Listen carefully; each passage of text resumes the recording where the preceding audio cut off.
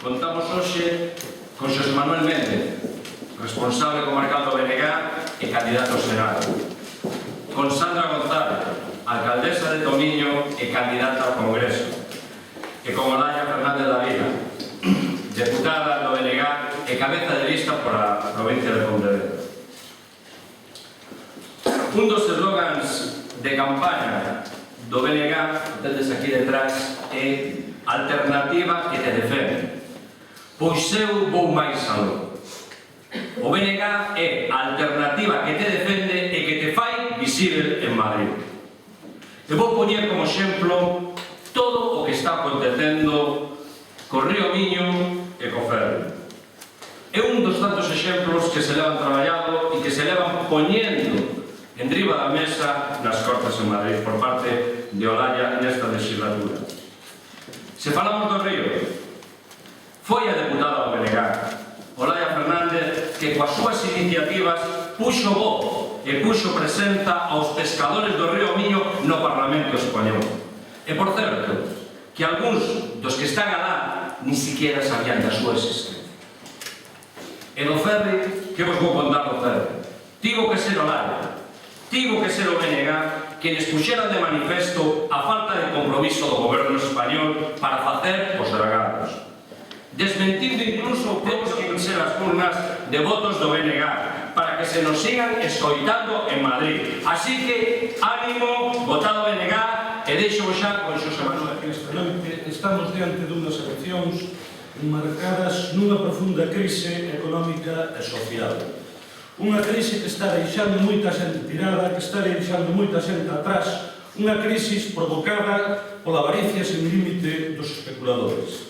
Non desapareceron os cartos, non desapareceu a riqueza por arte de magia. O que ocorre é que hai quen se fixo moito máis rico a conta da gran maioría da sociedade. O que ocorre é que o gran capital, os banqueiros e os especuladores son sacos en fondo que nunca se ven saciados. E, ademais, están amparados polo poder político dos Estados que están levando o noso país, Galiza, e a unha boa parte de Europa a unha situación bastante calamitosa. Co PSOE no goberno do Estado e con Rubalcaba de ministro vimos como se lle daba aos bancos nada máis e nada menos que 129.000 millóns de euros. Logo tamén pudemos comprobar como ao final do exercicio do 2010 se repartían beneficios entre os seus directivos por máis de 6.600 millóns de euros de beneficios. Unha auténtica inmoralidade. Por certo, o Partido Popular, que tanto ruído aparentou facer nesta legislatura, neste caso estuvo calado, como noutros moitos. Nestes últimos 5 anos, os grandes ricos e as grandes fortunas reducíronse os impostos en 39.000 millóns de euros. O señor Rajoy ainda lle pareceu pouco e anunciouse un rumor que hai que reducir máis impostos aos ricos. Estas políticas económicas tiveron consecuencias moi severas para todos nós. Era previsible. Se os cartos van para os banqueiros, non se poden dedicar a crear emprego, así andamos neste momento con perto de 5 millóns de parados no conxunto do Estado. O paro provocou o descenso do consumo. O descenso do consumo provocou que outras empresas entraran en situacións difíciles, meténdonos nunha roda sen saída. E moitas empresas en situación de crisis e outras tan non en crisis apretaron as torcas aos traballadores para aumentar horarios, para baixar salarios e para contratar traballadores estranxeiros por menos da mitad do marco do convenio. Por este camiño, con estas políticas de dereitas, apliques quen as aplique e chame como se chame, podremos conseguir que os ricos se sintan moi satisfeitos, pero nunca sair da crise que está en Madrid.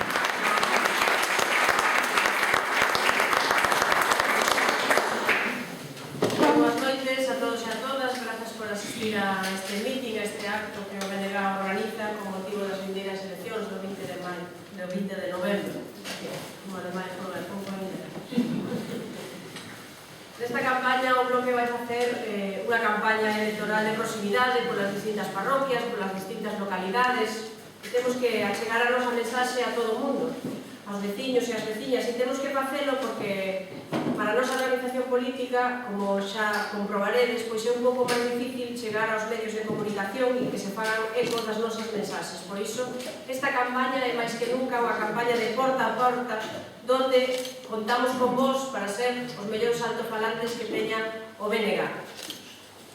Eu estou convencida de que o vindeiro 20 de novembro Galiza xógase moito.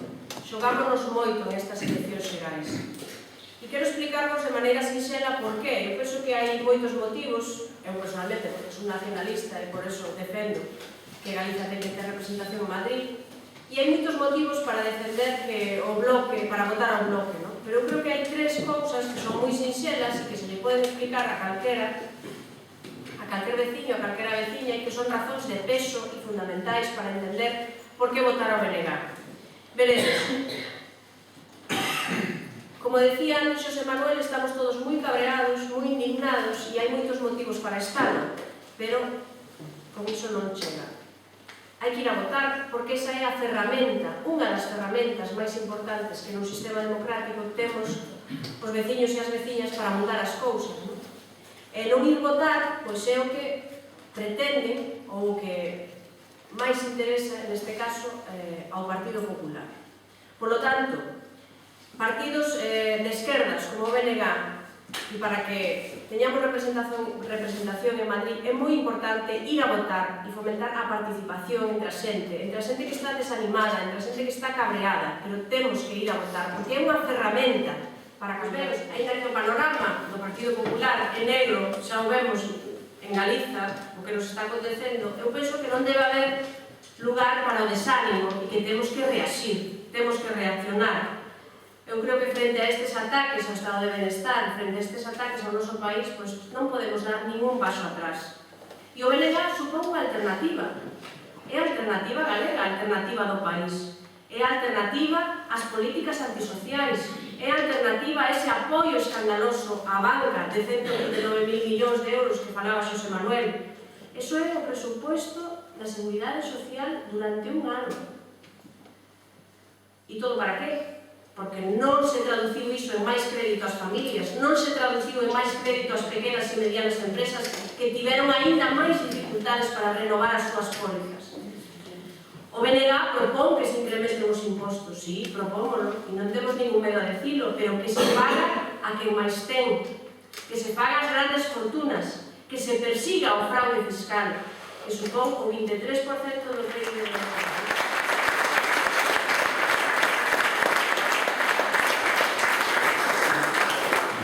Bueno, boas tardes a todas e a todos e moitísimas grazas por estar aquí e, por lo tanto, xa que tiveron esa referencia de ver escoitarnos, pues nos vamos a ter a oportunidade e, sobre todo, vamos a ter o atrevimento de pedirles, como xa lles foron pedindo os compañeiros e a compañeira que me foi ofrecendo a palabra, a colaboración, o esforzo, o traballo para convencer a xente que poidan, que todos estes días que quedan para o 20 de novembro, toda esa xente coa que poidan falar, que efectivamente a alternativa útil para Galiza ese 20 de novembro é o Bloque Nacionalista Galego.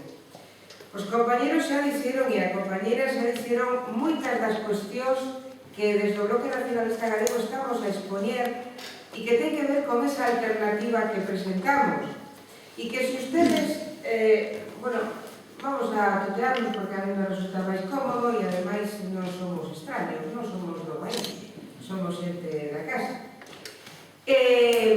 Se vos fixades nos debates que comenzaron a partir do vermes pasado, os presidentes, o de onte, que hubo de varios partidos, menos no debate non estaban, por exemplo, o Bloque Nacionalista Galego, que fixeron uns apartes gravados desde Galiza, pero se vos fixades, no debate dos dos candidatos que son os que parece que xa non se pode operar máis, os candidatos ao presidente, non hubo absolutamente ninguna alternativa á situación económica actual, á situación de crisis, non hubo alternativa para buscarlle saída ao paro, non hubo alternativas para garantizar a educación, a sanidade, etc. E se vistes o debate de onte, que tuvo máis interés incluso que o debate dos dos grandes, pois atopastes un pouco máis de dinamismo, un pouco máis de propostas, non? Había máis grupos políticos no Estado español, entre eles nacionalistas vascos, que podemos coincidir con algunhas cousas que dixeron, etc. Pero, se vos fixastes, se algún veo ese debate, vos daríades de conta que a única forza política que presentou alternativas nos poucos minutos que lle deron foi o Bloque Nacionalista Galego. Dixo a Paco Jorquera, como digo, nos poucos minutos que lle deron, deu alternativas, e deu ademais alternativas para todo eso. E iso non o digo porque estivera mirando eu cos ollos interesados. Non, é que xente que estaba cerca de min, pois efectivamente comprobou que era así.